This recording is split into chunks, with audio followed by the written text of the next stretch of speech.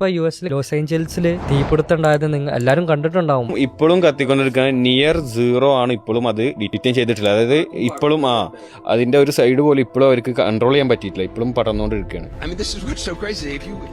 You can't even see the sun. It is completely blacked out. 100,000 മേലെ ആൾക്കാരാണ് അവരുടെ വീട്ടിൽ നിന്നൊക്കെ ഡിസ്പ്ലേസ്ഡ് ആയിട്ടുള്ളത്. $50 billion $50 billion നഷ്ടമാണ് ഇപ്പൊ എസ്റ്റിമേറ്റ് ചെയ്തിട്ടില്ല. പക്ഷെ ഇപ്പോഴും ആ സ്റ്റാർട്ട് ചെയ്ത ഫയറിന്റെ ഒരു നിയർ 0% പോലും കണ്ടെയ്ൻ ചെയ്യാൻ പറ്റിയിട്ടില്ല. അതെങ്ങനെയാണ് ഇത് കത്തിയത്? എന്ത് റീസൺ?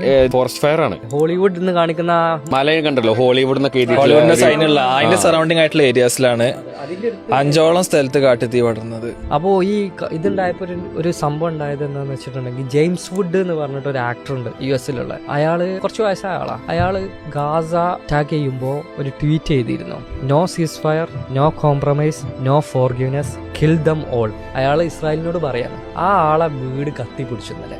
അയാൾ എന്നിട്ട് വന്ന് കരയാണ് CNN ഒരു ഇന്റർവ്യൂല്, എന്റെ വീട് കത്തി. കർമ്മ എന്ന് പറഞ്ഞൊരു സംഭവം ഉണ്ട് എന്ന് ലോകത്തിന് കാട്ടിക്കൊടുത്തൊരു സന്ദർഭമാണത്. അങ്ങനെ ആ പാവങ്ങളൊക്കെ കൊല്ലണം എന്ന് പറഞ്ഞ ആൾക്ക് ദൈവം കൊടുത്ത അനുഭവം.